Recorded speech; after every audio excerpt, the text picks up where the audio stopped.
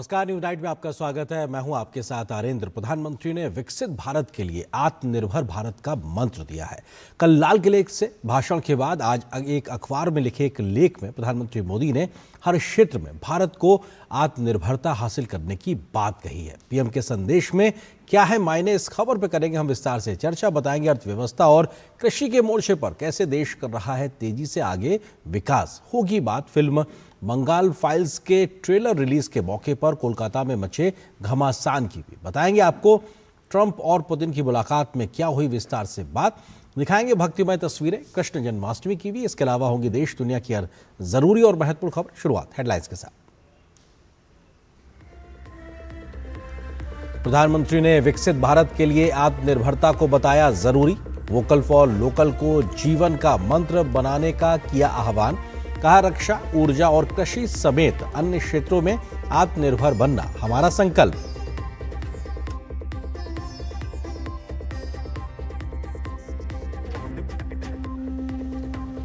राष्ट्रपति और राज्यपालों द्वारा विधेयकों पर फैसला लेने के लिए न्यायपालिका द्वारा समय सीमा निर्धारित करना होगा संविधान के विरुद्ध। सॉलिसिटर जनरल ने सुप्रीम कोर्ट में दिया जवाब। कहा, इससे शक्तियों के विकेंद्रीकरण का बिगड़ जाएगा संतुलन।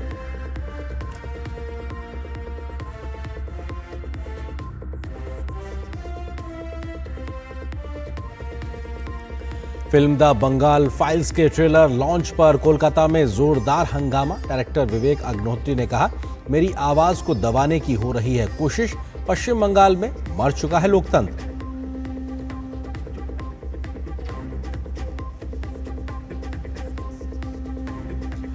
रूस के राष्ट्रपति पुतिन से मुलाकात के बाद अमेरिकी राष्ट्रपति ट्रंप ने त्रिपक्षीय बैठक के दिए संकेत। यूक्रेन के राष्ट्रपति जेलेंस्की सोमवार को ट्रंप से करेंगे मुलाकात।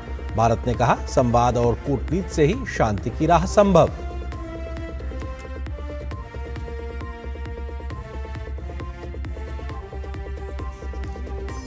श्री कृष्ण जन्माष्टमी के पावन अवसर पर देश विदेश में श्रद्धालु कान्हा की भक्ति में डूबे। मुंबई समेत कई स्थानों पर दही हांडी कार्यक्रम का आयोजन। गोविंदा आला रे की गूंज से आनंदमय हुआ पूरा माहौल।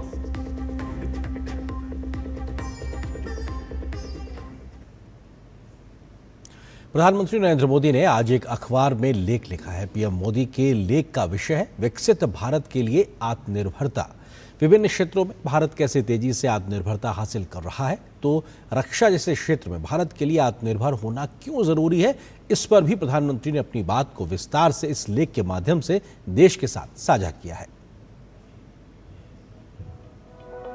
प्रधानमंत्री ने विकसित भारत के लिए आत्मनिर्भरता पर जोर देते हुए वोकल फॉर लोकल को जीवन का मंत्र बनाने का आह्वान किया है। प्रधानमंत्री ने आजादी के महापर्व को 140 करोड़ लोगों के संकल्पों का उत्सव बताते हुए लिखा है कि लाल किले की प्राचीर से ऑपरेशन सिंदूर के वीर योद्धाओं को नमन करने का अवसर मिलना गर्व की बात है। प्रधानमंत्री ने लिखा कि हमारे वीर सैनिकों ने दुश्मनों को उनकी कल्पना से भी परे सजा दी। प्रधानमंत्री ने लिखा है कि एक विकसित भारत का आधार एक आत्मनिर्भर भारत भी है। आत्मनिर्भरता सिर्फ आयात निर्यात या रुपए, पाउंड और डॉलर तक सीमित नहीं है। आत्मनिर्भरता हमारी क्षमता से जुड़ी है और जब आत्मनिर्भरता कम होने लगती है तो क्षमता भी लगातार कम होती जाती है। इसलिए अपनी क्षमता को संरक्षित बनाए रखने और बढ़ाने के लिए आत्मनिर्भर होना अनिवार्य है। ऑपरेशन सिंदूर का उदाहरण देते हुए प्रधानमंत्री ने लिखा है कि कल्पना कीजिए, अगर हम आत्मनिर्भर न होते तो क्या हम ऑपरेशन सिंदूर को इतनी तेजी से अंजाम दे पाते। हमें इस बात की चिंता सताती रहती कि हमें आपूर्ति कौन करेगा, हमें जरूरी उपकरण मिलेंगे या नहीं, वगैरह।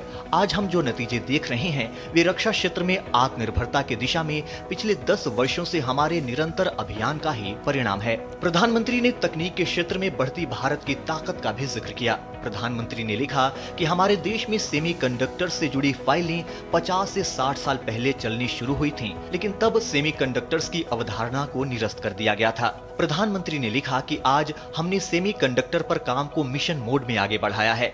जमीन स्तर पर 6 अलग अलग सेमीकंडक्टर इकाइयां आकार ले रही हैं और 4 नई इकाइयों को हमने पहले ही हरी झंडी दे दी है। वहीं ऊर्जा के क्षेत्र में आत्मनिर्भरता को लेकर प्रधानमंत्री ने लिखा है कि देश को ऊर्जा के क्षेत्र में आत्मनिर्भर बनाना बेहद जरूरी है। इसलिए दृढ़ संकल्प के साथ पिछले 11 वर्षों में सौर ऊर्जा में 30 गुना वृद्धि हुई है। हम जल विद्युत के विस्तार हेतु नए बांध बना रहे हैं ताकि हमें स्वच्छ ऊर्जा प्राप्त हो सके। मिशन ग्रीन हाइड्रोजन के साथ भारत आज हजारों करोड़ रुपए का निवेश कर रहा है। परमाणु ऊर्जा के क्षेत्र में 10 नए रिएक्टर तेजी से प्रगति कर रहे हैं। 2047 तक जब देश अपनी आजादी के 100 वर्ष पूरा करेगा, जिस वर्ष को हमने विकसित भारत का लक्ष्य निर्धारित किया है, हम अपनी परमाणु ऊर्जा क्षमता को 10 गुना से भी अधिक बढ़ाने के संकल्प के साथ आगे बढ़ रहे हैं। Bureau report, DD news.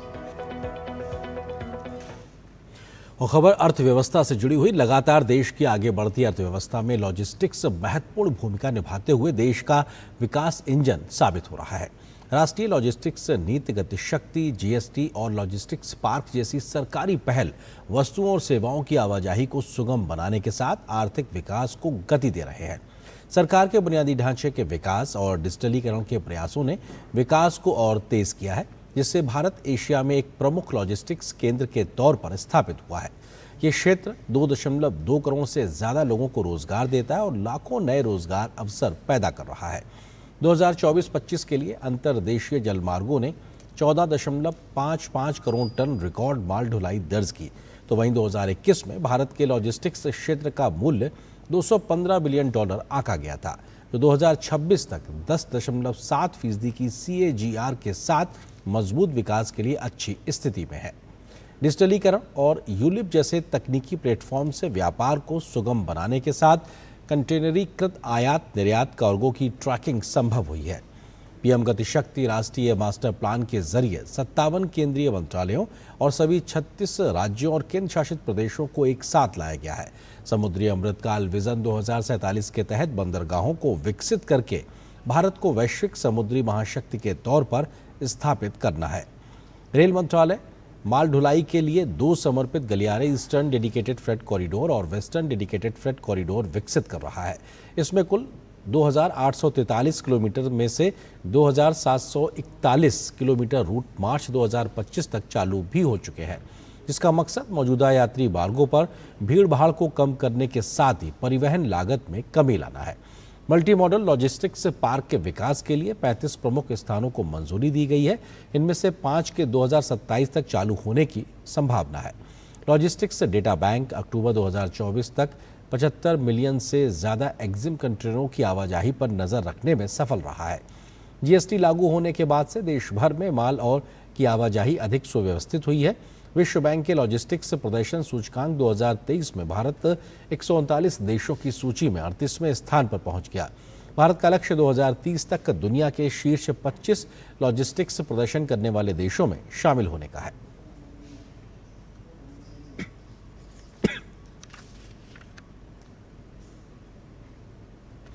तो किस तरीके से अर्थव्यवस्था के मोर्चे पर भी भारत तेजी से गति कर आगे बढ़ रहा है, तो वहीं प्रधानमंत्री ने जो आज लेख लिखा है उसमें भी आत्मनिर्भर भारत को लेकर कैसे आगे बढ़ना है ताकि विकसित भारत के लक्ष्य को हासिल किया जा सके, इसी विषय पे हम करेंगे चर्चा।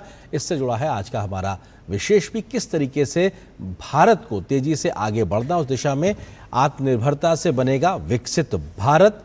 ये अपने आप में आज का विशेष आपके सामने इस वक्त टेलीविजन स्क्रीन पर। 2 खास मेहमान इस विषय पर बात करने के लिए हमारे साथ मौजूद है। डॉक्टर चरण सिंह जी अर्थशास्त्री हैं, इसके अलावा वरिष्ठ पत्रकार अशोक टंडन जी। आप दोनों का बहुत बहुत स्वागत है।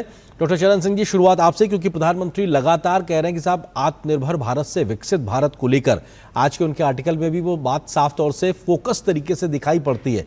क्यों ये इतना जरूरी है, और खासतौर से आज की जियोपॉलिटिकल सिनारियो के लिहाज से, तब जबकि भारत को कई चुनौतियों का सामना करना पड़ रहा है, तो हमको आगे बढ़ने के लिए आत्मनिर्भर होना जरूरी है।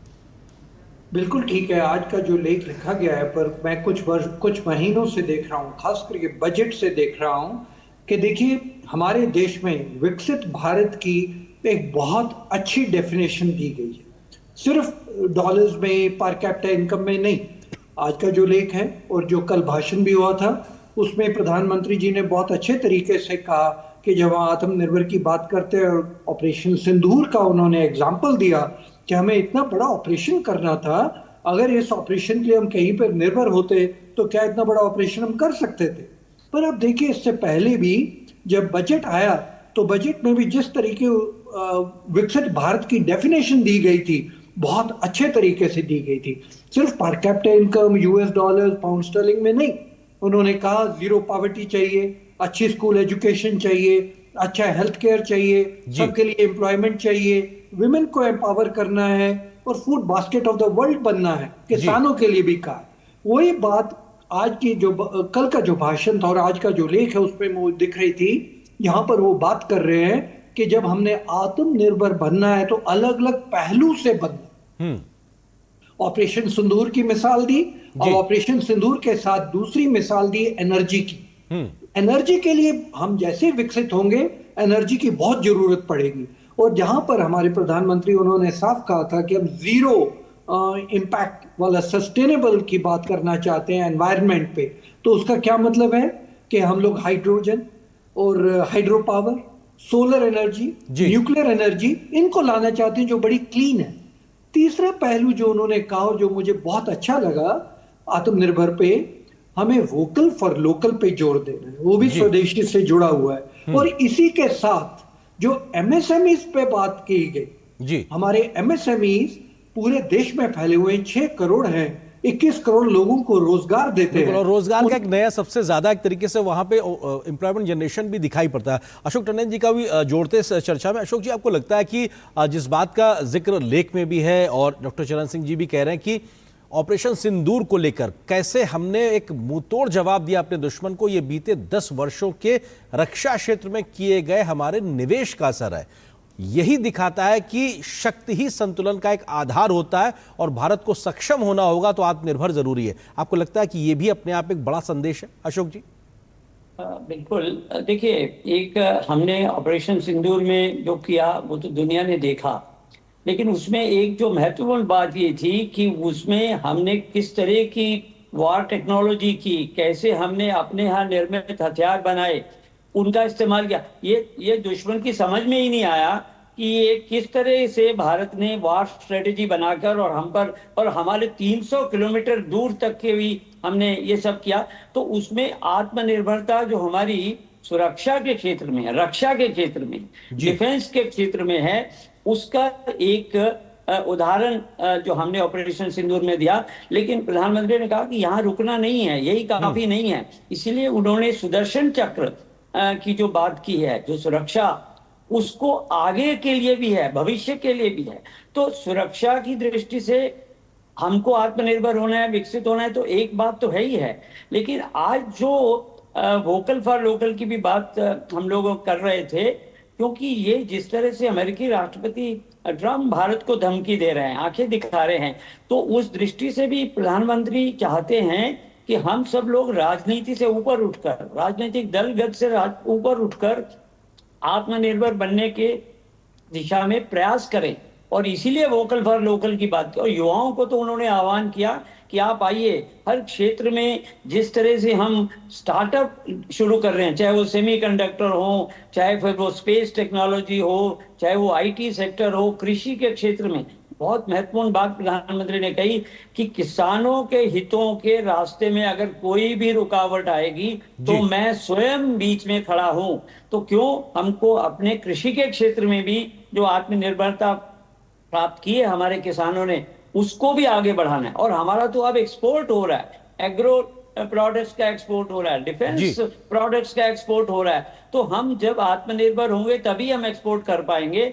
तो आज का जो नारा है प्रधानमंत्री ने दिया हुआ है देश को कि 2047 तक हमको एक महाशक्ति बनना है, एक विकसित भारत बनना है, और उसके लिए आत्मनिर्भरता की बहुत आवश्यक है। और वो आत्मनिर्भरता हमको हर क्षेत्र में, बिल्कुल हर क्षेत्र में लानी होगी। चरण सिंह जी, क्योंकि ये बहुत ज़रूरी है, जिन भी खास तौर से टेक्नोलॉजिकल चीज़ों को लेकर हमारी डिपेंडेंसी या निर्भरता अन्य देशों पे है, उसमें चिप का एक बहुत बड़ा एक तरीके से रोल है। और आज चिप हर चीज़ के लिए बड़ा इंपॉर्टेंट हो गया। तो ऐसे में सेमीकंडक्टर मिशन के माध्यम से भारत इस साल पहली भारतीय चिप हासिल करेगा और ये अपने आप में आत्मनिर्भरता के लिए एक बड़ा आधार तैयार करेगा। ये भी अपने आप में बहुत बड़ा एक मिशन मोड में चल रहा काम है हमारा। देखिए, मैं आपसे एक बात साझी करना चाहूंगा जी। जो हमारा इंडिया का यूपीआई है, अभी दुनिया में लोहा दिखा चुका है। हमारा यूपीआई पूरी दुनिया को पता है कि इंडिया का जो यूपीआई इतना इतना अच्छा है और कैसे यूज कर रहे हैं। हमारे रेडी पटरी वाले लोग भी वही यूपीआई यूज कर रहे हैं और कॉर्पोरेट सेक्टर का 7 स्टार होटल भी वही यूपीआई यूज कर रहा है। टेक्नोलॉजी में, कंप्यूटर्स में हम लोग तो अपना लोहा मना चुके। एक कमी रह गई थी, वो सेमीकंडक्टर की थी। जो प्रधानमंत्री जी ने, मुझे बहुत अच्छा लगा जो मैं उन्होंने पूरी बात कही कि अगर हम सेमीकंडक्टर के एरिया में पिछले 60-70 साल पहले कदम उठा लेते तो अब समझिए कि हम कहां पर पहुंचे होते। पर ठीक है, जो हुआ सो हुआ। पर अभी हम उसके ऊपर पूरा जोर लगा रहे हैं और सेमीकंडक्टर को पूरे जोर से आगे बढ़ा रहे हैं। मुझे लगता है कि जो टेक्नोलॉजी में हमारा लोहा है, और टेक्नोलॉजी आप भी जानते हैं कि एआई और एमएल के कारण अभी पूरी जगह फैलने वाली है और एआई से तो बिल्कुल ही पूरा डेमोग्राफिक जॉब स्ट्रक्चर पूरा चेंज हो जाना है, वॉरफेयर चेंज हो जाना है। वो सेमीकंडक्टर इंडिया में बनना शुरू हो जाएगा। एक बार वो इंडिया में बनना शुरू हो गया, आत्मनिर्भरता फिर हमारी बहुत आगे हो जाएगी। अभी हम लोग सेमीकंडक्टर के लिए थोड़ा निर्भर हैं दूसरे देशों पे, क्योंकि ऑपरेशन सिंदूर से जुड़ा हुई बात थी। और आपने इस बार की लड़ाई देखी, वो मैन पावर से ज्यादा इस टाइम पे टेक्नोलॉजी वॉरफेयर चला, ड्रोन्स का चला, ब्रह्मोस का चला, और इसमें शक्ति जो चली वो कंप्यूटर्स की बहुत ज्यादा चली। तो इस तरीके जो आगे बढ़ना है, आगे की दुनिया देखनी है। इसके अलावा जो सबसे बड़ी बात हो, जो मैं सोचता हूँ मूल मंत्र दिया प्रधानमंत्री जी ने, वो दिया कि ठीक है, अभी तक तो फ्री भारत को हम लोगों ने आजादी देनी थी और हमारे पूर्वजों ने जान दी, सब कुछ दिया, पर अब इस कुल का, हमारी जो जनरेशन है, उसका रोल है प्रॉस्पेरस भारत। प्रॉस्पेरिटी ग्रोथ से ही आती है, इकोनॉमिक ग्रोथ से आएगी, थॉट के ग्रोथ से आएगी, मिलिट्री पावर से आएगी। और उन सब पहलुओं को नजर रखते हुए उन्होंने स्वदेशी की बात की, डेमोग्राफी की बात की, टेक्नोलॉजी की बात की, और आखिर में उसको एक लफ्ज में समेट लिया, प्रॉस्पेरस भारत या वोकल फॉर लोकल। बिल्कुल, एक तरीके से वो सारा कहीं ना कहीं चीजों का समाहित संकल्प दिखाई पड़ता है। अशोक जी, आपको लगता है कि प्रधानमंत्री के संबोधन में, लेख में एक पूरी राष्ट्रीय चिंता दिखाई पड़ती है, साथ ही साथ भविष्य का एक खाका भी, रोड मैप भी क्या होगा वो भी दिखाई पड़ता है, और राष्ट्रीय चुनौतियों पर भी वो स्पष्टता दिखाई पड़ती है जो आज के समय में होनी चाहिए। जैसे डेमोग्राफी जैसे चेंज हो रही है, उस दिशा में भी राष्ट्रीय मसलों पर भी प्रधानमंत्री अपनी बात रखते साफ तौर पर दिखाई पड़ रहा है। बिल्कुल, देखिए, ये चिंतन है, प्रधानमंत्री का चिंतन है, जो उन्होंने एक विचार देश के सामने रखा है, और आज नहीं रखा, काफी समय से रखा था कि हमको 2047 तक विकसित भारत बनाना है। अब उसमें देखिए, इसमें नई चीजें जो जोड़ी गई, जैसे परमाणु ऊर्जा की भी बात की जी। प्रधानमंत्री ने कहा कि 11 परमाणु रिएक्टर तो हमारे चल रहे, क्यों? हमको परमाणु ऊर्जा में भी सक्षम बनना पड़ेगा, आत्मनिर्भर बनना पड़ेगा। और इसमें जो जितने भी क्षेत्रों में सुधार चाहिए, रिफॉर्म्स चाहिए, उस रिफॉर्म के बारे में भी प्रधानमंत्री ने कहा कि एक टास्क फोर्स हम बना रहे हैं। तो क्योंकि जब तक बदलाव नहीं होंगे, पुराने कानून, कितने आउटडेटेड कानून जो है उनको छोड़ा जा रहा है, रद्द किया जा रहा है, और एम्प्लॉयमेंट जनरेशन के बारे में भी जो जिस प्रकार से उन्होंने कल घोषणा की थी, तो ये क्या है, युवाओं को उत्साहित करना बहुत आवश्यक है। जब तक हमारे युवा वर्ग सामने नहीं आएगा, तो क्योंकि भविष्य तो उन्हीं के हाथ में है, इसलिए जितने भी स्टार्टअप हैं, हर क्षेत्र के स्टार्टअप की चर्चा प्रधानमंत्री ने की है, चाहे वो हमारे ऊर्जा का क्षेत्र हो, टेक्नोलॉजी का हो, आईटी का हो, हमारे आर्टिफिशियल इंटेलिजेंस का हो, इन सब में जो स्टार्टअप्स के लिए जितनी भी एक स्कीम सरकार ला रही है, उसमें उनको प्रोत्साहित किया गया। तो आपने ठीक कहा, ये समावेशी एक योजना जो भविष्य की प्रधानमंत्री ने आउटलाइन किया, देश के सामने रखी है। लेकिन सबसे महत्वपूर्ण बात, उसमें सभी के सहयोग की बात प्रधानमंत्री ने कही है, और उसमें महिलाओं के सहयोग की बात की है, नागरिकों की है, युवा वर्ग की है, और विपक्ष से भी अपील की है कि विकसित भारत के लिए सभी को प्रयास करना होगा, एक तरीके से दलगत राजनीति से ऊपर उठना होगा। बिल्कुल, और देश के लिए एक साथ आना होगा। फिलहाल वक्त इतनी अनुमति दे रहा आप दोनों मेहमानों का बहुत शुक्रिया, हमारे साथ इस विषय पर विस्तार से बात करने के लिए बहुत शुक्रिया आप दोनों का। और यहाँ पर एक छोटे से ब्रेक के लिए रुकते हैं, ब्रेक उस पर बहुत जल्द वापस आएंगे, कुछ और महत्वपूर्ण खबरों से आपको रूबरू कराएंगे। कश्मीरी पुलाव या हो बिरयानी खाना, जब भाई बहन को हो खुशियाँ मनाना, केसरी चाय दूध रसमलाई हलवा याद आना, यही तो है MDH केसर का बहाना। MDH शुद्ध केसर, खुशबू ऐसी जो दिल जीत ले। MDH Do you feel conscious while smiling? Say goodbye to your worries because an orthodontist can help you feel confident. Be it a child, a teenager or even a working professional, braces and aligners can help you get that stunning smile. Consult your nearest orthodontist. To learn more, visit the Indian Orthodontic Society's website bracesspecialists.com. Malaria का कारण रुके हुए पानी में पैदा होने वाला anopheles मच्छर। आसपास पानी का जमाव नहीं तो मच्छर और मलेरिया भी नहीं। सिर दर्द, बदन दर्द, बुखार आदि लक्षण नजर आने पर स्वास्थ्य कर्मी से संपर्क करें। गर्भवती महिलाओं और बच्चों के लिए विशेष सावधानी जरूरी है। इलाज में देरी से मलेरिया जानलेवा भी हो सकता है। सरकारी अस्पतालों में मलेरिया की जांच व इलाज मुफ्त है। LIC लाया है unit linked insurance plan index plus. जीवन बीमा पाइए और निफ्टी स्टॉक्स के साथ अपने मार्केट रिटर्न्स को तेजी से बढ़ाइए। इस अट्रैक्टिव कॉम्बिनेशन के साथ अपना कल सुरक्षित कीजिए। सिर्फ 2500 रुपए मंथली प्रीमियम से शुरुआत कीजिए। आज ही LICindia.in पर जाएं।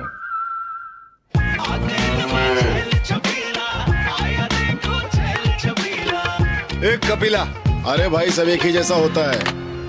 ये लो साधारण पशु आहार।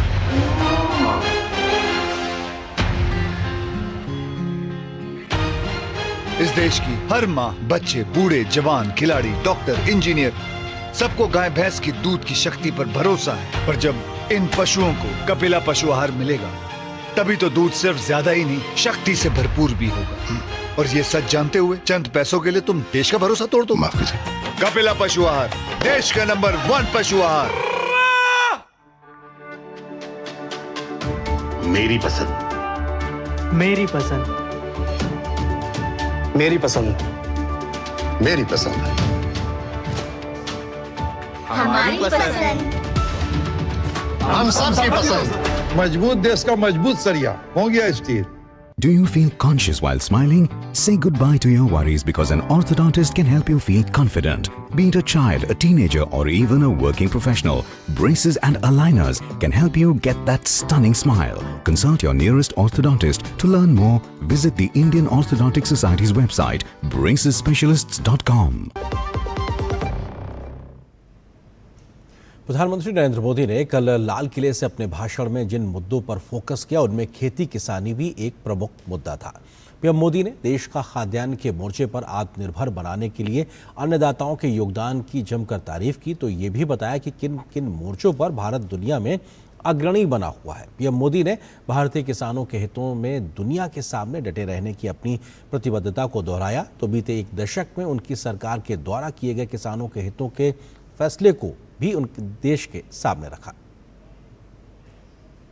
प्रधानमंत्री नरेंद्र मोदी ने 15 अगस्त को जब लाल किले की प्राचीर से देश को संबोधित किया तो देश के अन्नदाताओं के योगदान की जमकर तारीफ की। पीएम मोदी ने कहा कि खाद्यान्न उत्पादन में भारत को आत्मनिर्भर बनाने में भारत के किसानों ने बड़ी भूमिका निभाई है। भारत के किसानों की मेहनत रंग ला रही है। पिछले साल अनाज के उत्पादन में मेरे देश के किसानों ने कि पुराने सारे विक्रम तोड़ दिए। ये सामर्थ्य है मेरे देश का। इतनी ही जमीन, लेकिन व्यवस्थाएं बदली, पानी पहुंचने लगा, अच्छे सीड्स मिलने लगे, किसानों को अच्छी सुविधाएं मिलने लगी, तो वो अपना सामर्थ्य देश के लिए बढ़ा रहा है। आज भारत दूध, दाल, जूट जैसे उत्पादन में नंबर 1 है दुनिया में। पीएम मोदी ने कहा कि भारत की बढ़ती अर्थव्यवस्था का सीधा लाभ किसानों, पशुपालकों और मछुआरों को मिल रहा है। आज भारत का स्थान है दूध, दलहन और जूट उत्पादन में विश्व स्तर पर पहले नंबर पर, चावल, गेहूं, कपास, फल और सब्जियों में दूसरे नंबर पर। कृषि निर्यात अब 4 लाख करोड़ रुपए से अधिक का हो गया है। प्रधानमंत्री ने 100 सबसे पिछड़े कृषि जिलों को आगे बढ़ाने के लिए पीएम धन्य धान्य कृषि योजना के माध्यम से किए जा रहे प्रयासों का भी जिक्र किया। पीएम मोदी ने मौजूदा हालात में दुनिया में जारी टैरिफ वॉर के बीच किसी देश का नाम लिए बिना फिर से स्पष्ट किया कि भारत के किसानों, पशुपालकों के हितों के लिए देश कोई समझौता नहीं करेगा। भारत के किसान, भारत के मछुआरे, भारत के पशुपालक, उनसे जुड़ी किसी भी अहितकारी नीति के आगे मोदी दीवार बन के खड़ा है। भारत अपने किसानों, अपने पशुपालकों, अपने मछुआरों के संबंध में कभी भी कोई समझौता नहीं स्वीकार करेगा। पीएम मोदी ने अपने संशोधन में देश के किसानों के हित में सिंधु जल समझौते का पानी देश के किसानों को उपलब्ध कराने की बात कही, तो उर्वरक के क्षेत्र में आत्मनिर्भर बनने के लिए तेजी से हो रहे कृषि निवेश का जिक्र भी किया। पीएम मोदी के नेतृत्व में बीते 11 वर्षों में कृषि को लेकर बहुत बड़े रिफॉर्म किए गए हैं, तो किसानों के हितों में बड़े फैसले लिए गए हैं। इन्हीं फैसलों का असर है कि भारत खेती किसानी के मोर्चे पर नए प्रतिमान गढ़ रहा है। भारत ने 353.96 मिलियन टन खाद्यान्न उत्पादन करके रिकॉर्ड बना दिया। किसानों को उनकी उपज की लागत पर कम से कम 1.5 गुना मुनाफा मिल रहा है, जिसके लिए मोदी सरकार ने एमएसपी में लगातार इजाफा किया तो कृषि उपज की खरीद भी बढ़ाई। किसानों को सीधी आर्थिक सहायता के लिए पीएम किसान सम्मान निधि योजना के तहत अब तक 20 किश्तों में करोड़ों किसानों के खाते में 3.90 लाख करोड़ रुपए भेजे जा चुके हैं। प्रधानमंत्री फसल बीमा योजना से अब तक किसानों को 1.83 लाख करोड़ रुपए बीमा राशि का भुगतान किया गया है।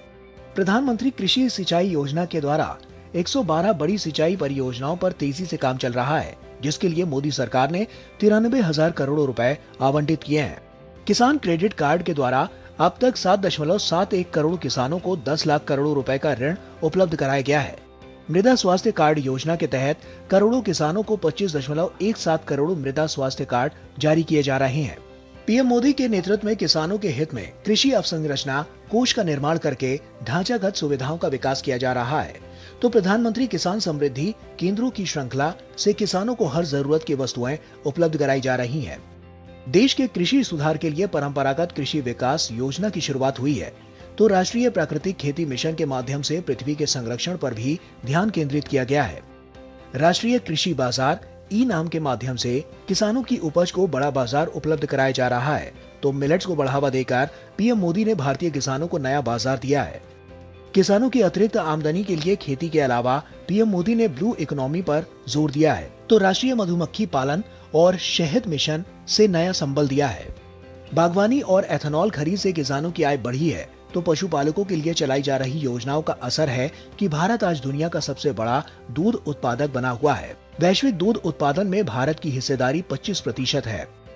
बीते 11 वर्षों से जिस तरह से किसानों की आय बढ़ाने पर काम किया जा रहा है, उसका ही असर है कि देश के अन्नदाताओं की स्थिति में तेजी से सुधार हुआ है और ग्रामीण समृद्धता का बड़ा आधार तैयार हुआ है। Bureau report, DD news. और इस बड़ी खबर पर बातचीत करने के लिए हमारे साथ बहुत ही खास मेहमान इस वक्त मौजूद है, प्रोफेसर रमेश चंद जी, जो कि सदस्य हैं कृषि नीति आयोग के। सर, बहुत स्वागत है दूरदर्शन न्यूज़ पे समय निकालने के लिए। सबसे बड़ी बात तो यही कि कल प्रधानमंत्री के संबोधन में लाल किले की प्राचीर से जो शब्द कहे जाते हैं उसके मायने बहुत होते हैं। उन्होंने कहा कि देश के किसानों, पशुपालकों के हित को संरक्षित करने के लिए वो खुद एक दीवार की तरीके से खड़े रहेंगे। ये जरूरी क्यों है भारत के किसानों के संरक्षण को, उनके हितों को ध्यान रखना, और कितना बड़ा फैसला इसे आप मानते हैं प्रधानमंत्री मोदी का?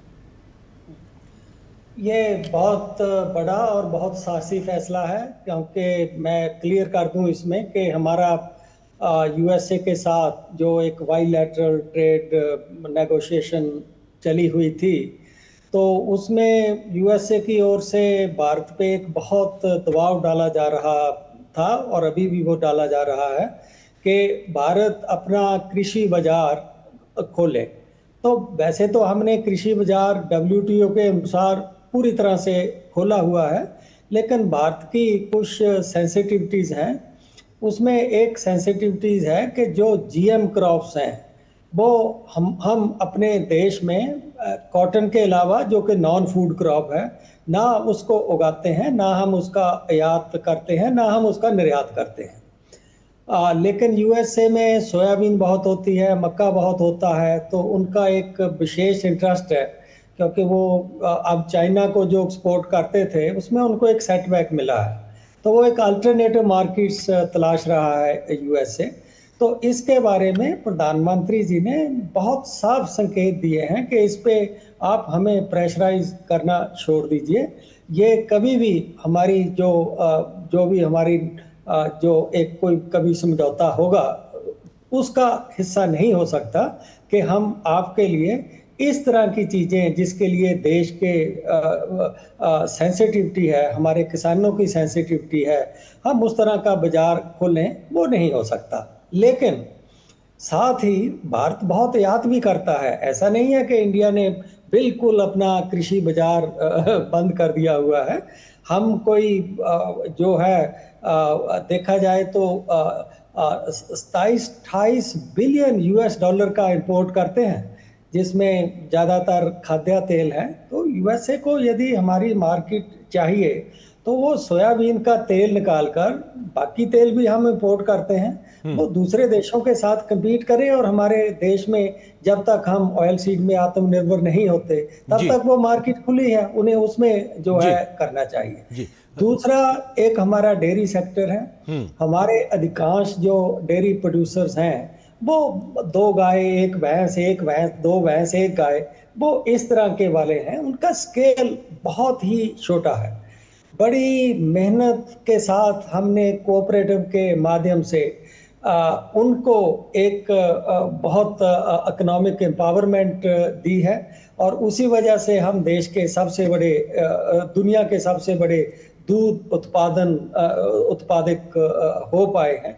तो ये जो ऑपरेशन फ्लड 1, ऑपरेशन फ्लड 2, 70 से लेकर इतनी जो मेहनत है, तो हम उसको एक रिस्क नहीं ले सकते, उसको एक उसके लिए खतरा नहीं पैदा कर सकते अपनी डेयरी जो है उसको यूएस के लिए खोल। जी सर, प्रधानमंत्री का फोकस आत्मनिर्भरता पे था। हमने देखा कि भारत की अपने खाद्यान्न जरूरतों के लिए हम बहुत आगे निकल के आए हैं। आज हम दुनिया की जरूरतों को भी पूरा करने की स्थिति में काफी हद तक आगे बढ़े हैं, लेकिन दलहन और तिलहन को लेकर अभी उस दिशा में बहुत काम बाकी है। आपको लगता है कि बीता 1 दशक इस दिशा में कैसा रहा, और मौजूदा वक्त में जहां हम खड़े हैं वहां से हम कैसे तेजी से आगे बढ़ते दिखाई पड़ेंगे?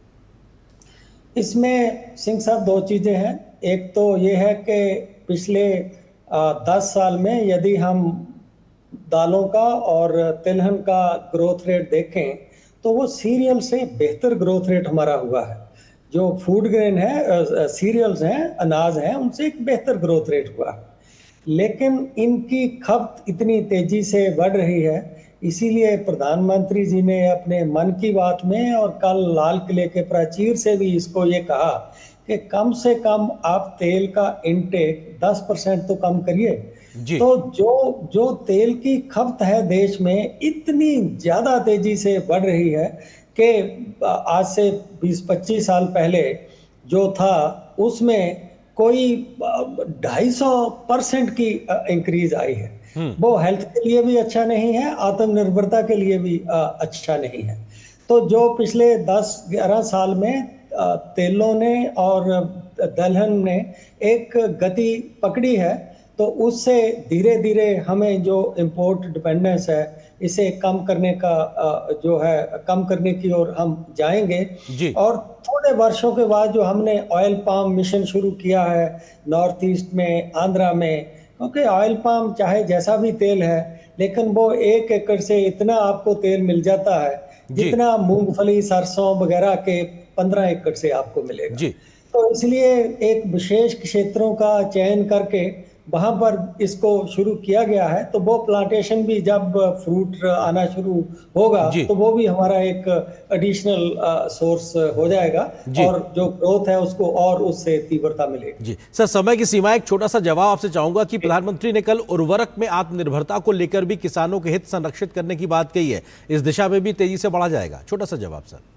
जी, छोटा सा जवाब ये है कि 2 तरह के उर्वरक हैं, एक जो यूरिया है और एक जो फॉस्फेटिक और पोटाशिक है। यूरिया के लिए हमें किसी मिनरल की जरूरत नहीं पड़ती, वो तो हवा में से नाइट्रोजन लेकर बनाया जाता है जी। ऐसा कोई कारण नहीं है कि हम यूरिया पे इंपोर्ट डिपेंडेंस रखें। दूसरी चीज़ों में थोड़ा सा हम समझ रहे हैं कि मिनरल की ज़रूरत पड़ती है, हमारे यहाँ मिनरल नहीं है, लेकिन उसको भी जो हमारे इनऑर्गेनिक फर्टिलाइजर हैं, प्राउम वगैरह है, उनके थ्रू उसकी कमी पूरी कर सकते हैं। तो ये बहुत ज़रूरी है। अभी चाइना ने थ्रेट करके हमें मुसीबत में डाल दिया था, तो ये इसलिए बहुत ज़रूरी है कि हम उत्पादन में नहीं, इनपुट में भी आत्मनिर्भर हों। जी सर, बीज से लेकर बाजार तक प्रधानमंत्री मोदी की सरकार संबल किसानों को देती नजर आ रही, शायद इसीलिए तेजी से कई बेहतर नतीजे भी दिख रहे हैं। बहुत शुक्रिया सर, कीमती वक्त हमारे साथ साझा करने के लिए बहुत बहुत शुक्रिया सर आपका। और अगली महत्वपूर्ण खबर की ओर रुख करते हैं। राजधानी दिल्ली में हर रोज लाखों गाड़ियां सड़कों पर उतरती हैं। दफ्तर जाने वालों से लेकर छात्रों तक, कारोबारियों से लेकर माल ढोने वाले ट्रक तक, हर किसी को जाम से कई बार अक्सर जूझना भी पड़ता है। राजधानी को जाम से राहत दिलाने और सफर को तेज व आसान बनाने के लिए सरकार लगातार काम कर रही। प्रधानमंत्री नरेंद्र मोदी कल दिल्ली में 2 राष्ट्रीय राजमार्ग परियोजनाओं का उद्घाटन करेंगे। उससे दिल्ली और एनसीआर के लोगों को एक बड़ा फायदा होगा।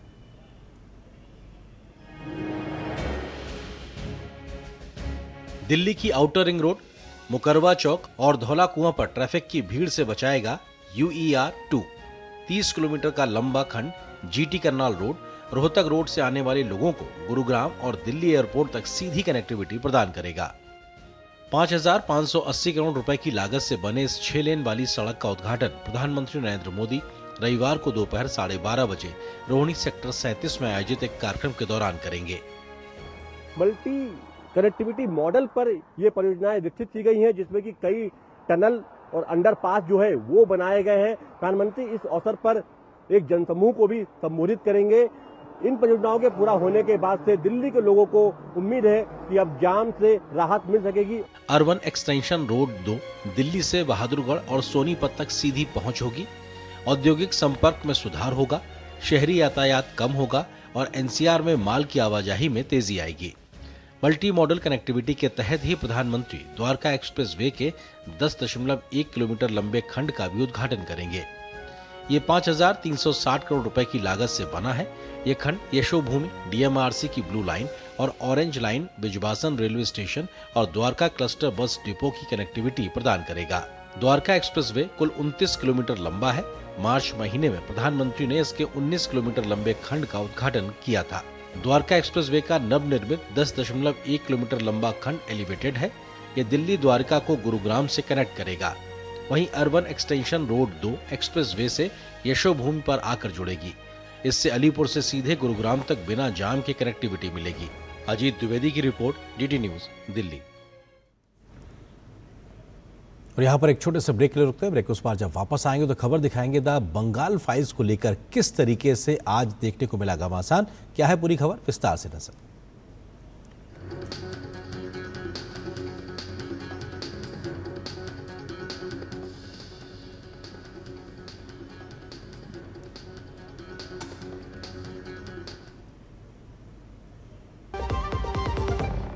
ये गोलदाने खजाने हैं स्वाद के।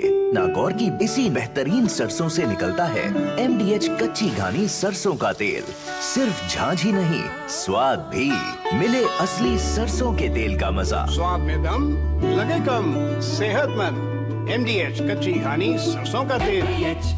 Do you feel conscious while smiling? Say goodbye to your worries because an orthodontist can help you feel confident. Be it a child, a teenager or even a working professional, braces and aligners can help you get that stunning smile. Consult your nearest orthodontist. To learn more, visit the Indian Orthodontic Society's website, bracesspecialists.com. Shravan भादो मास में निकलने वाली श्री महाकालेश्वर की सवारी में इस वर्ष हैं अनेक रंग।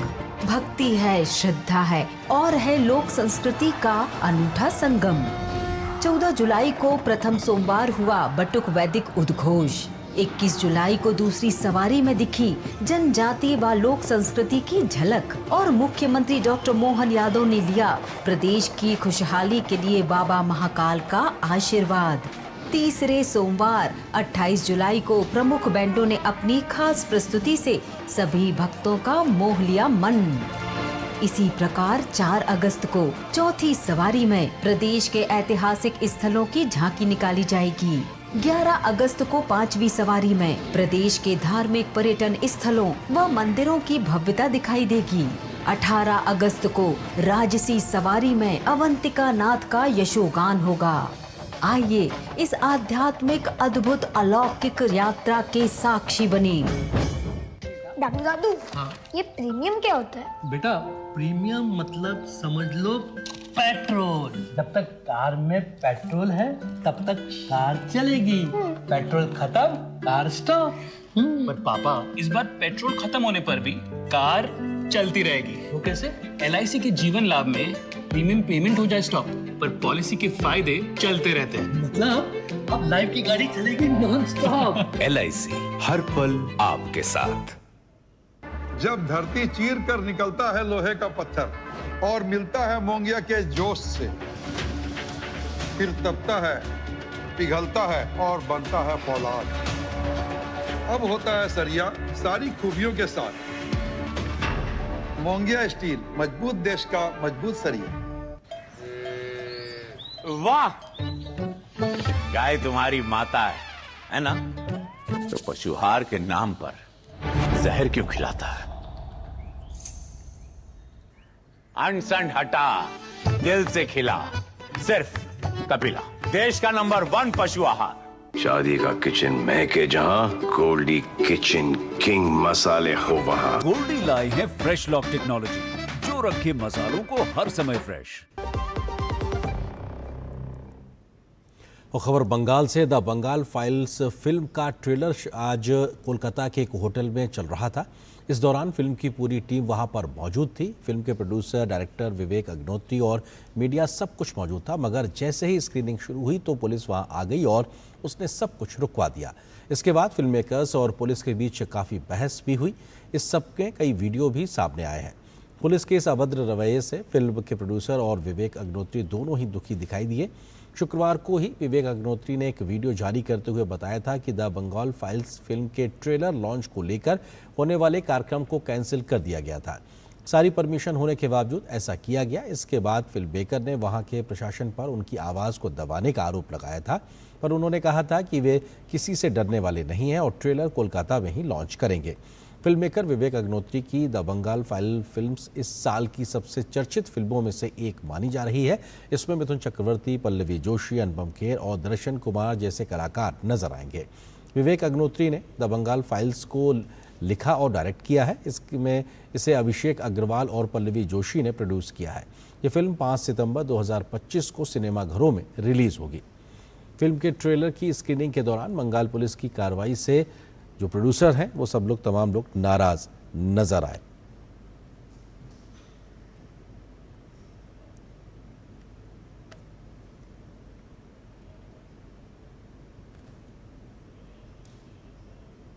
ये सब देख के नहीं लगता कि बंगाल फाइल्स फिल्म बनना बहुत जरूरी था।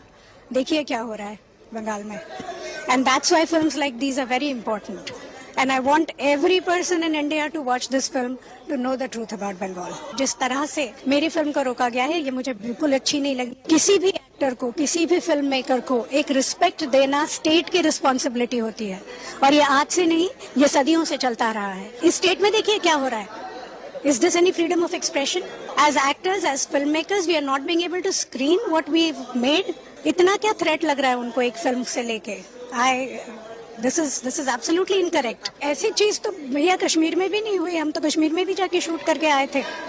तो क्या मतलब कहते हुए भी लग रहा है that कश्मीर की हालत शायद बंगाल से बेहतर है। राष्ट्रपति और राज्यपालों के लिए फैसला लेने की समय सीमा तय करने के मामले में राष्ट्रपति की ओर से सुप्रीम कोर्ट को भेजे गए प्रेसिडेंशियल रेफरेंस पर केंद्र सरकार ने जवाब दाखिल कर दिया है। सॉलिसिटर जनरल तुषार मेहता ने जवाब में कहा है कि न्यायपालिका द्वारा समय सीमा निर्धारित करना संविधान के विरुद्ध होगा। केंद्र ने कहा है कि ऐसा करने से संवैधानिक अव्यवस्था पैदा होगी जो संविधान निर्माताओं की परिकल्पना के विरुद्ध होगा। केंद्र ने कहा है कि जब शक्तियों के प्रयोग को लचीला बनाए रखना हो तो संविधान कोई निश्चित समय सीमा निर्धारित नहीं करता है, क्योंकि अनुच्छेद 200 या 201 कोई विशिष्ट समय सीमा निर्धारित नहीं करते। संविधान ने जानबूझकर इस प्रक्रिया के लिए कोई समय सीमा निर्धारित नहीं की है। ताकि राज्यपाल आवश्यकता अनुसार राजनीतिक व संवैधानिक परिस्थितियों के अनुसार विवेक का प्रयोग कर सकें। यदि न्यायालय इसमें समय सीमा जोड़ता है तो ये संविधान निर्माताओं की मंशा को ठुकराने के समान होगा। साथ ही जवाब में स्पष्ट किया गया है कि अनुच्छेद 142 कोई ऐसी न्यायिक शक्ति नहीं है जो संवैधानिक प्रावधानों को दरकिनार कर सके और सर्वोच्च न्यायालय भी संवैधानिक प्रावधानों और सिद्धांतों से बंधा हुआ है। साथ ही केंद्र ने कहा कि संविधान ने किसी एक अंग की कथित विफलता किसी दूसरे अंग को ऐसी शक्तियां ग्रहण करने का अधिकार नहीं देती जो संविधान ने उसे नहीं दी है। और यहाँ पर एक और छोटे से ब्रेक के लिए रुकते हैं। ब्रेक उस बार जब वापस आएंगे तो खबर दिखाएंगे कि अमेरिका और रूस के राष्ट्रपतियों की मुलाकात में क्या हुई बातचीत और भारत ने कैसे किया है इस मुलाकात का स्वागत। इस खबर पर विस्तार से नजर छोटे से ब्रेक के बाद।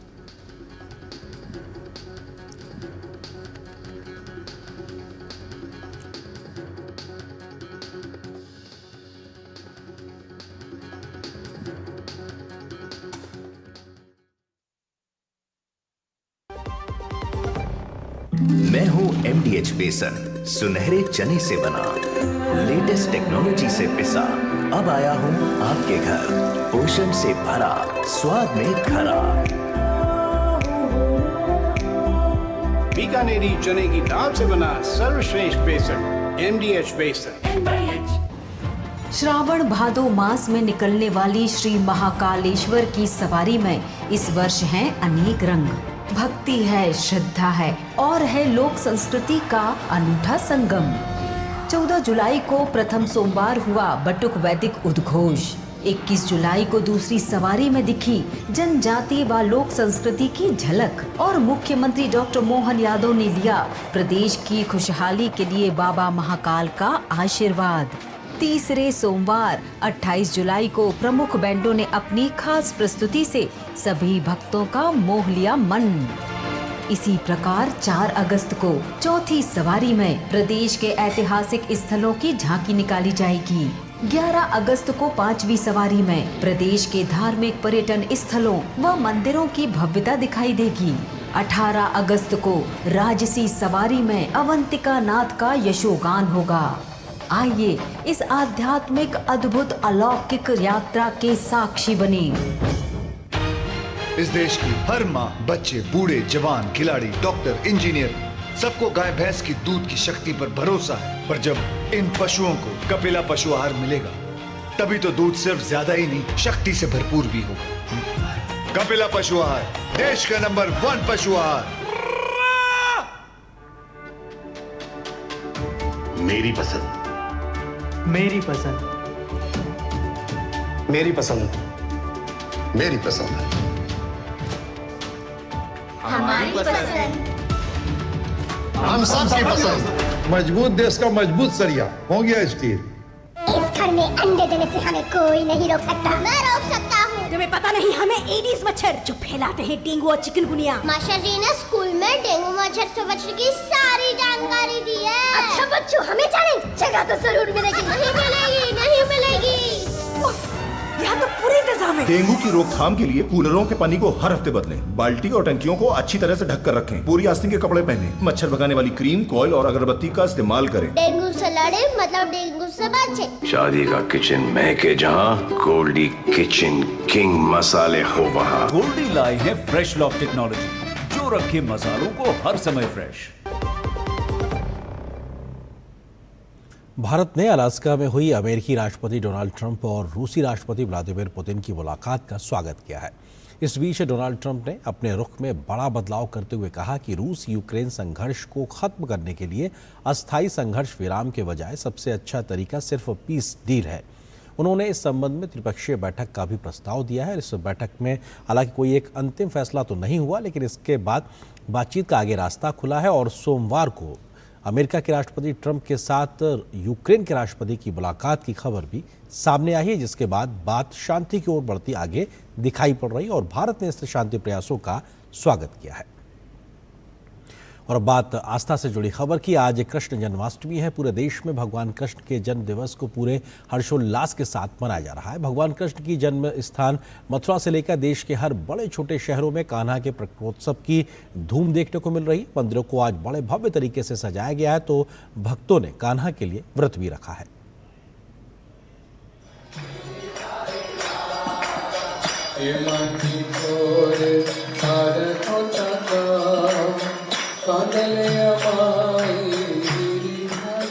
पूरी दुनिया हर्षोल्लास के साथ जन्माष्टमी के पावन पर्व को मना रही है। उत्तर से दक्षिण और पूरब से पश्चिम तक देश का हर कोना जय कन्हैया लाल की के जयकारों से गूंज रहा है। कृष्ण जन्माष्टमी के अवसर पर कन्हैया की नगरी मथुरा में आस्था और उत्साह का अद्भुत संगम देखने को मिल रहा है। मथुरा के श्री कृष्ण जन्मभूमि मंदिर को शानदार ढंग से सजाया गया है, जो भक्तों के लिए आकर्षण का केंद्र बना हुआ है। जन्माष्टमी के पावन अवसर पर यूपी के मुख्यमंत्री योगी आदित्यनाथ यशोदा नंदन की जन्मभूमि पहुंचे और श्री कृष्ण और राधा रानी के दर्शन किए। जन्माष्टमी पर देश के विभिन्न राज्य कृष्ण भक्ति में डूबे नजर आ रहे हैं। बेंगलुरु के इस्कॉन मंदिर में सुबह से ही श्रद्धालुओं की तांता लगी रही। लंबी लंबी कतारों में खड़े होकर भक्तों ने बारी बारी से पूजा अर्चना कर भगवान कन्हैया के दर्शन किए। जम्मू कश्मीर के श्रीनगर के लाल चौक क्षेत्र में कृष्ण जन्माष्टमी के अवसर पर भव्य शोभा यात्रा निकाली गई। इस यात्रा में भारी संख्या में कृष्ण भक्त शामिल हुए। वहीं पश्चिम बंगाल के दीघा में श्रद्धालु जगन्नाथ मंदिर पहुंचकर भगवान कृष्ण और राधा रानी के दर्शन किए। प्रधानमंत्री नरेंद्र मोदी ने देशवासियों को जन्माष्टमी की शुभकामनाएं दी हैं। पीएम ने अपने संदेश में लिखा है कि सभी देशवासियों को जन्माष्टमी की असीम शुभकामनाएं। आस्था, आनंद और उमंग का ये पावन पर्व आप सभी के जीवन में नई ऊर्जा और नए उत्साह का संचार करे। जय श्री कृष्ण। महाराष्ट्र में जन्माष्टमी के पावन अवसर पर आयोजित होने वाले दही हांडी पूरी दुनिया में प्रसिद्ध है। मुंबई समेत कई स्थानों पर जन्माष्टमी के अवसर पर दही हांडी कार्यक्रम का आयोजन किया गया, जिसमें बाल बालाओं के कई समूहों ने हिस्सा लिया। इन समूहों ने गोविंदा आला रे की गूंज से पूरे माहौल को आनंदमय बना दिया। केंद्रीय मंत्री पीयूष गोयल भी कृष्ण जन्माष्टमी के अवसर पर दही हांडी उत्सव में शामिल हुए। राष्ट्रीय राजधानी दिल्ली में भी कृष्ण जन्माष्टमी की धूम है। राजधानी के कई मंदिरों में सुबह से ही श्रद्धालुओं की भीड़ लगी हुई है। आम जन से लेकर खास तक हर कोई नंदलाल के दर्शन को लेकर व्याकुल है। देश ही नहीं विदेशों में भी श्री कृष्ण जन्माष्टमी की भव्यता देखते ही बन रही है। बांग्लादेश के ढाका में कृष्ण जन्माष्टमी के अवसर पर इस्कॉन मंदिर ने 3 दिवसीय उत्सव शुरू किया है, जिसमें भारी संख्या में श्रद्धालु अपनी उपस्थिति दर्ज करा रहे हैं। Bureau report, DD news. और देश भर में कैसी है जन्माष्टमी की धूम, इस विषय पर हमारे तमाम सहयोगी अलग अलग शहरों से जुड़ रहे हैं। कृष्ण की जन्मस्थली मथुरा से हमारी सहयोगी संवाददाता सुयश हमारे साथ में मौजूद हैं। तो दिल्ली के इस्कॉन मंदिर से मुकेश शुक्ला हैं और दादर मुंबई से योगेश शीतल हैं, तो द्वारका गुजरात से राजू रूपालिया हैं। आप चारों का स्वागत है। सुयश, सबसे पहले आपसे जरा तस्वीरें दिखाइए और कैसे भाव के साथ कान्हा के जन्मोत्सव को लेकर एक उत्साह मथुरा में देखने को मिल रहा है।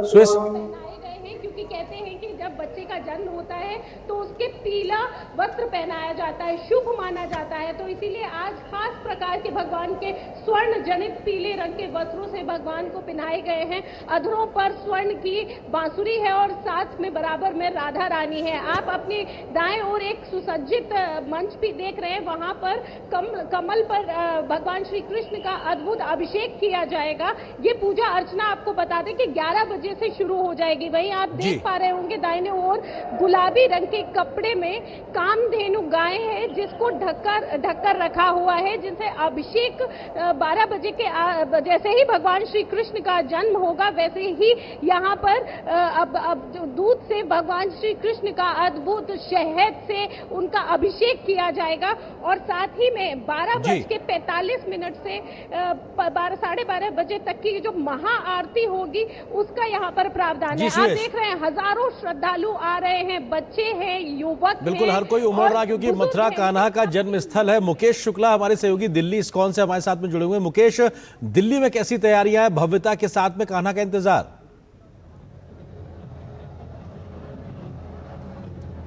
आरेंद्र, आप मेरे पीछे देख सकते हैं तस्वीरों में जिस तरह से अभी तक जो यहाँ का आंकड़ा है, सुबह से लेके अभी तक 4 लाख श्रद्धालु यहाँ पर आ चुके हैं और लगातार आप देखिए यहाँ पर स्क्रीन जगह जगह लगाई गई है और तमाम जो स्टेज है वहाँ पर जिधर भी आपको नजर जाएगी कृष्ण को लेकर के तमाम कार्यक्रम आयोजित किए जा रहे हैं और सामने ही वहाँ पर अभिषेक की व्यवस्था की गई है। यहाँ पे राधा और कृष्ण को वहाँ पर विराजमान किया गया पंडाल में और अभी भी इस प्रांगण में कम से कम 10,000 श्रद्धालु जो है इस समय मौजूद हैं और इसके चारों तरफ जो लोग हैं वो इस जन्माष्टमी का लुत्फ लेने के लिए पहुंचे और 12 बजे जैसे ही जश्न होगा, जन्म होगा श्री कृष्ण का, उसके बाद यहाँ पर तमाम अभिषेक किया जाएगा और उसके बाद कीर्तन किया जाएगा, आरती की जाएगी। ये देखिए आने जाने वालों का यहाँ पर तांता लगा हुआ है और इसी तरह की तस्वीरें सुबह से ये उत्साह जो आप तस्वीरें दिखा रहे हैं मुकेश, लगातार, क्योंकि थोड़ी समय की सीमा सीधे मुंबई का रुख करते हैं। योगेश हमारे सहयोगी हैं। योगेश, दही हांडी को लेकर भी बड़ा उत्साह मुंबई में रहता है, महाराष्ट्र में रहता है। योगेश।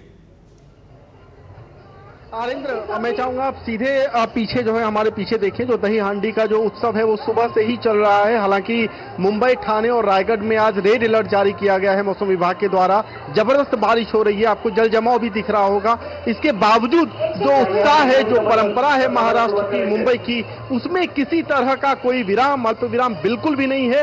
लोग यहाँ पे बड़ी संख्या में जुटे हैं। जो पथक है, जो गोविंदा है, आप मटकी आप देख रहे होंगे ऊपर, मटकी फोड़ने की जो प्रतियोगिता है हर एक जगह मुंबई में, ठाणे में, महाराष्ट्र के अलग अलग जगहों में इस वक्त आयोजित की जा रही है। और जो फेस्टिवल है पूरी फेस्टिविटी के साथ, पूरे फर्वर के साथ, पूरे इलेक्ट्रीफाइंग एक्साइटमेंट के साथ इस वक्त मनाया जा रहा है। बिल्कुल, बहुत जल्दी से द्वारका, गुजरात का रुख करते हैं। राजू हमारे सहयोगी वहां पर कृष्ण का जन्मोत्सव को लेकर कैसी तैयारी है राजू वहां पर द्वारका में?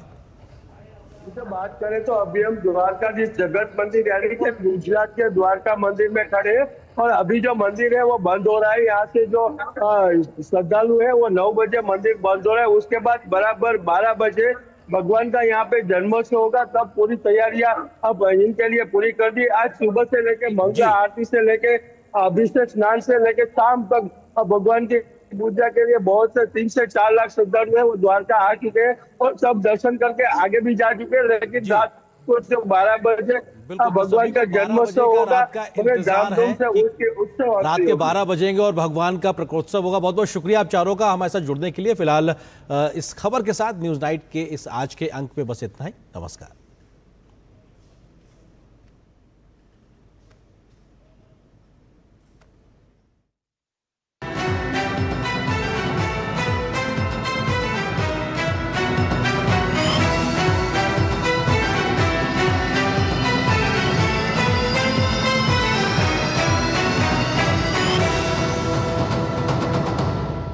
न्यूज नाइट के प्रायोजक थे LIC, हर पल आपके साथ।